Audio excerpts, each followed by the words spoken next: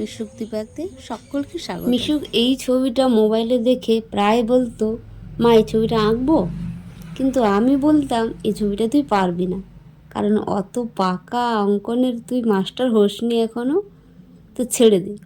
কিন্তু আজকে হঠাৎ দেখি সে তার ঠাম্মির ফোন নিয়ে এসে দেখে দেখে আঁকছে।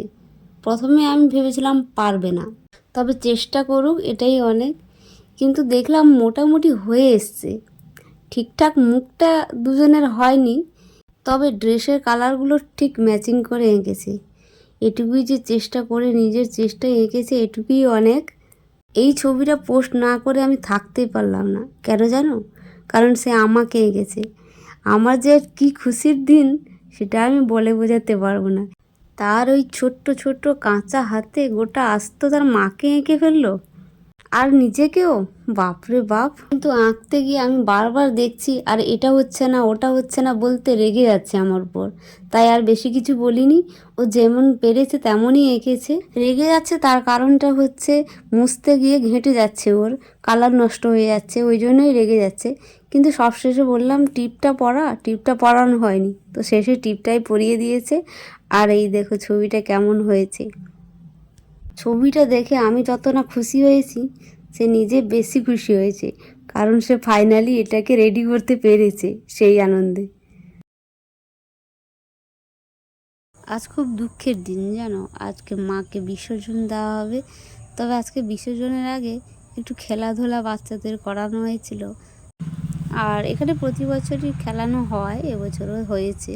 এখানে বেলুন নিয়ে বেলুন কে শেষ পর্যন্ত তার বেলুনটাকে বাঁচাতে পারে, এই নিয়ে লড়াই চলছে। আর এখানে এটা মেয়েদের নেওয়া হয়েছে, এরপরে ছেলেদের অনেকক্ষণ ধরে অনেক টাইম ধরে খেলানো হয়। এর আগে হয়ে গেছিলো বেলুন লড়াই ছেলেদের, মানে ছোট বাচ্চাদের। তো এটা আগে হয়ে গেছিলো, তারপরে মেয়েদের হয়েছিল।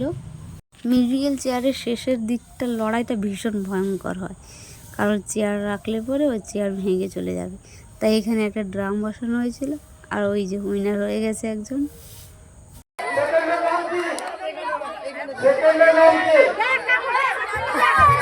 এখন রাত প্রায় 11টা মতো বাজে, আর এখন মাকে বিসর্জন দেওয়া হবে। তাই সবাই মিলে এখানে এসছে, আর মা যেখানে ছিলেন পুজো হচ্ছিল ওখান থেকে মাকে ঘুরিয়ে নিয়ে যাওয়া হচ্ছে। এবার সেই দুঃখের পালা, মাকে বিসর্জন দেওয়া হবে। এখান থেকে মাকে নেওয়া হচ্ছে, যেখানে পুজো প্যান্ডেলে মা বসেছিলেন ওখান থেকে মাকে তুলে নিয়ে 7 বার ঘুরিয়ে রিক্সাতে বসিয়েছে।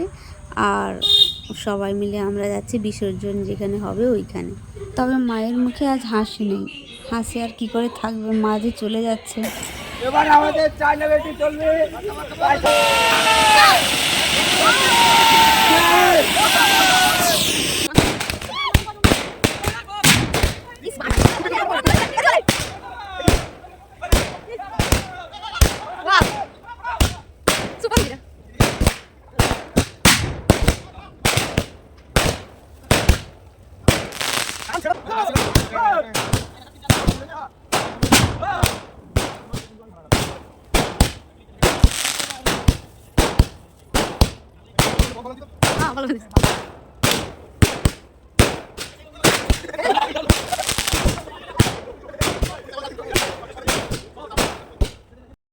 আমরা জানি মায়ের বোধন হয়েছে মানে বিসর্জন হতেই হবে, কিন্তু তবুও খুব মন খারাপ লাগছে।